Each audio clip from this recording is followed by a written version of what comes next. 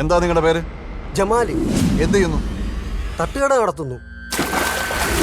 ഇവിടെ എത്രയോ പ്രതികളെ നമ്മൾ കണ്ടിട്ടുണ്ട്. നിന്നെ പോലത്തെ ഒരു വിചിത്ര ജീവിയെ കാണുന്ന ആദ്യമായിട്ടാണ്.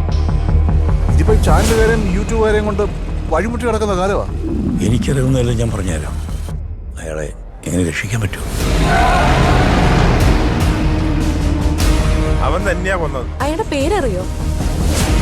തൂക്കിക്കൊല്ലാൻ വിധിക്കപ്പെട്ട കേസിൽ ഒരു പ്രതിയെ പുറത്തിറക്കാന്ന് പറയുന്നത് അതത്ര എളുപ്പമുള്ള കാര്യമല്ല. ബഹുമാനപ്പെട്ട സുപ്രീം കോടതി പുനർവിചാരണയ്ക്ക് ഓർഡർ ചെയ്ത ഈ കേസിൽ പ്രധാനപ്പെട്ട കുറച്ച് സാക്ഷികളെ കൂടി എനിക്ക് വിസ്തരിക്കാനുണ്ട്. അനുവദിച്ചാൽ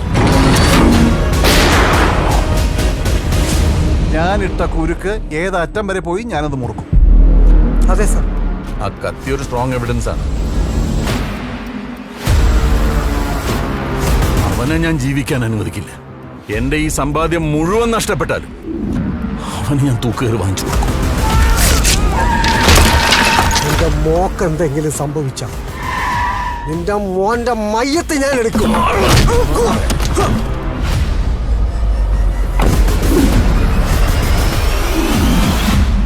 എന്റെ മോളെ നിക്കാഹ് കഴിയുമ്പം കിട്ടുന്നൊരു സംതൃപ്തി ഉണ്ടല്ലോ മാഷെ, അതെനിക്ക് കിട്ടി. അടികൊണ്ട് പിടഞ്ഞ് ചത്തു കിടക്കണ ചെറുത്താന്റെ മുഖം കണ്ടപ്പോ